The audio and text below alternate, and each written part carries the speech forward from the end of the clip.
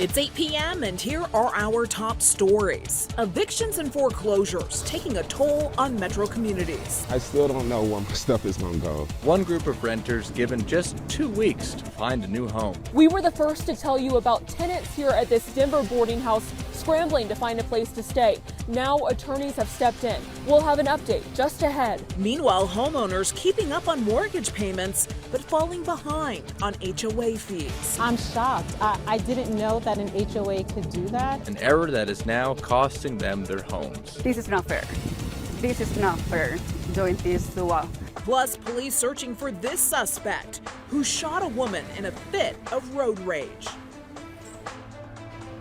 Good evening, and thank you for watching Denver 7 News on Local 3. I'm Jessica Porter. I'm Danny New. Last week we told you about a group of boarding house residents in Denver's Capitol Hill neighborhood who were told they only had a couple of weeks to uproot their lives and move somewhere else. They contacted Denver 7, and now a little more than a week later, they have some answers. Denver 7's CB Cotton joins us now. CB, the Colorado Poverty Law Project has now stepped in.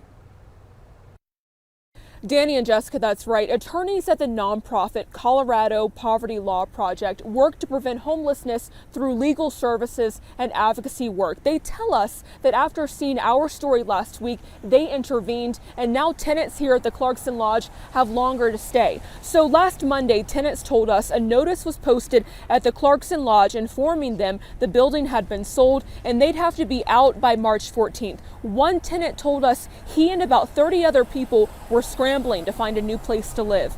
4 days after we ran the story, just 4 days, attorneys with the Colorado Poverty Law Project contacted us. Turns out the notice that had been provided violated both Colorado law and Denver Municipal Code. The landlord's attorney looked at this situation, I think agreed with our analysis here that not enough time was being provided. And so the latest is now that notice is being distributed today that will give tenants until April 30th to move out. There'll be some incentive payments available for tenants who move out in advance of that date, but the deadline now has moved from March 14th to April 30th, so an additional 6 weeks. And coming up on Denver 7 News at 10, we'll take a deeper look into the resources being provided to the tenants here. We'll also have a closer look at the affordable housing crisis in the state. For Denver 7 News on Local 3, I'm CB Cotton. Thank you, CB. And dozens of homeowners in Green Valley Ranch are dealing with housing issues of their own. They're facing foreclosure not from their mortgage companies, but actually from their homeowners association. Since the start of the year, more than 50 homeowners in Green Valley Ranch have reported their properties are in foreclosure for not paying HOA fines and fees. We talked to one of those homeowners, Monica Viela, who says that she hasn't missed a mortgage payment in 17 years and doesn't understand how her HOA has the power to take her home. This is not fair doing this to these families, especially with 4 kids. In this situation, only one income, and this is horrible. It's been affecting us a lot. Meanwhile, Denver's Department of Housing Stability Director Britta Fisher says several homeowners have reached out to her office with similar concerns. HOAs have broad powers for collecting assessments.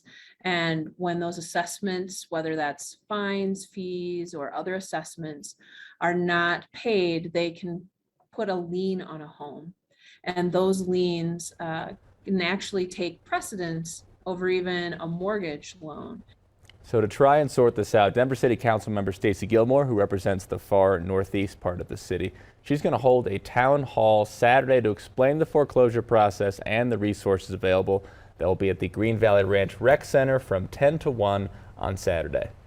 Lawmakers like State Representative Brianna Titone have spent years trying to reform that system, but the system comes stocked with powerful lobbyists and rules made in the HOA's favor. Because as a homeowner against the board, if the board wants to, they can take you to court, they can foreclose on you and make your life miserable for the smallest infraction if they want to. Titone is currently pushing a bill that she believes will better regulate community association managers. Another bill will limit late fees and require HOAs to alert homeowners of delinquencies. Commerce City police are looking for a female driver accused of shooting another woman during a fit of road rage. Air Tracker 7 flew over the scene at 62nd and Kearney Street and found both cars off the road. Commerce City Police have identified the suspect as 24-year-old Destiny Edwards.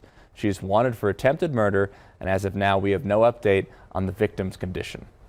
Denver's district attorney plans to drop charges against a security guard who shot and killed a man during protests in 2020. Matthew Doloff, who was hired by 9 News to protect its crew, was charged with murder. In October 2020, he shot and killed Lee Keltner during a confrontation of competing political rallies in Denver's Civic Center Park. Doloff's attorney says the DA told them they will dismiss the case at a pretrial hearing March 21st. The DA says they, quote, cannot overcome the legal justifications of self-defense or defense of others, and thus are unable to prove guilt beyond a reasonable doubt. Mesa County Clerk of Courts Tina Peters and her colleague Belinda Nisley made their first appearances in court today. Both were indicted on 13 counts yesterday, including multiple felonies in relation to their alleged tampering of election equipment. Now, Peters was issued a $25,000 cash bond and Nisley a bond for $10,000 cash. Both are not allowed to have contact with each other, employees at the county clerk's office, or be at the county clerk building.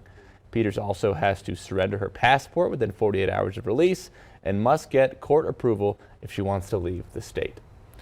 Concern over a possible gun on campus led to a lockdown at Rock Canyon High School today. However, it turned out to be a toy gun that shoots water-like pellets.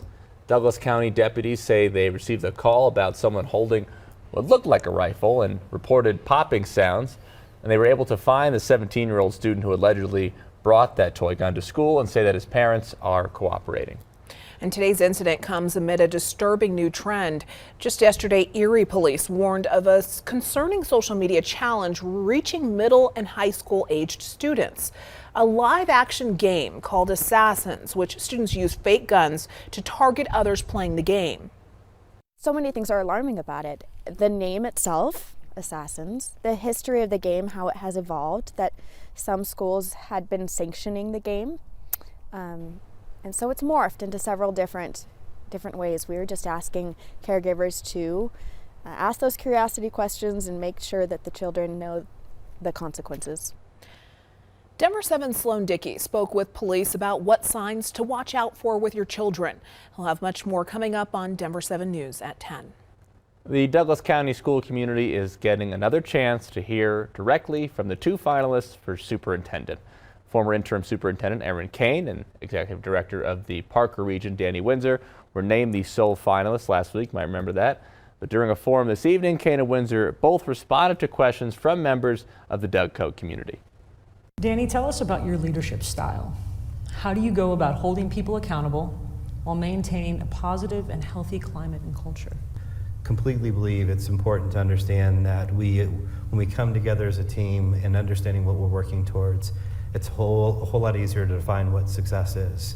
What do you see as the community's role in helping DCSD thrive? I think everyone in our community wants to make sure that our kids go to amazing schools.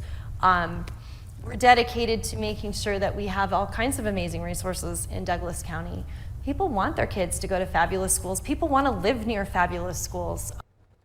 Both Kane and Windsor will appear again before the public during the school board's meeting on March 22nd. And then the board could make a hire before the end of the month. Coming up on Denver 7 News at 8. Thousands of Colorado children at risk of going hungry. Because we want to be sure our kids are eating every day. That's so important. The push from state lawmakers before pandemic lunch waivers expire. Anyone who wants a meal can get a meal despite their income level. It'll be another chiller tonight across the state, but warmer days are on the way. The 99-day lockout is over.